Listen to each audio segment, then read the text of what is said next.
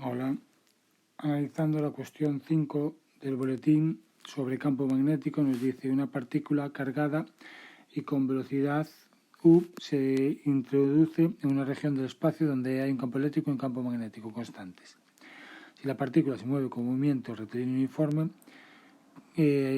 los dos campos posibilidades son de la misma dirección y sentido, son de la misma dirección y sentido contrario o son perpendiculares entre sí.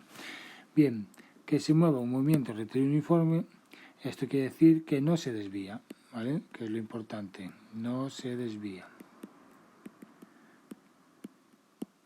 ya que la trayectoria es rectilínea.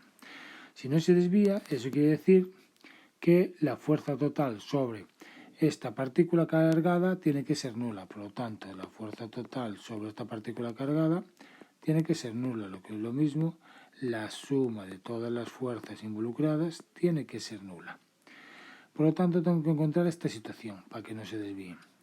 Analizándolo, al existir un campo magnético y un campo eléctrico, la fuerza que va a aparecer va a estar regida por la ley de Lorentz, donde la fuerza total será la fuerza magnética, que es la carga por el producto vectorial de la velocidad por el campo magnético, y por otro lado, más la fuerza eléctrica, que es la carga por el campo eléctrico, en este caso. ¿Qué tenemos que ver aquí? En todo momento, que la fuerza electrostática siempre es paralela, ¿vale? Siempre es paralela a la fuerza, al campo eléctrico. Pero en cambio, el campo magnético siempre es perpendicular a la fuerza magnética. Esto es lo más importante que existe. Por lo tanto, también va a ser perpendicular a esta velocidad. Entonces, voy a tener dos casos, ¿vale? Si no se desvía, esto quiere decir que va a haber un campo eléctrico y un campo magnético que son paralelos a la dirección del movimiento de las partículas. ¿Qué pasa en este caso? Vamos a analizarlo.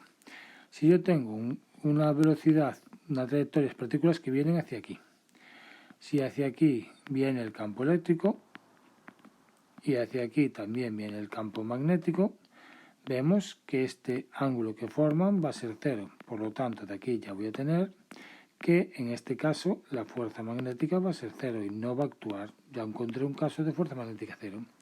Pero en este caso, al tener una partícula cargada que se está moviendo dentro de un campo eléctrico, en este caso la fuerza eléctrica en este caso va a ser diferente de cero. Por lo tanto, al ser diferente de cero, va a existir una aceleración. Si existe una aceleración, ya no es un movimiento rectilíneo uniforme, es un movimiento rectilíneo uniformemente acelerado.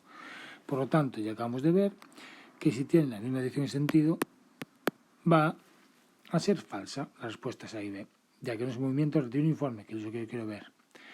Vamos a ver el caso que nos dice el C. Son perpendiculares entre sí.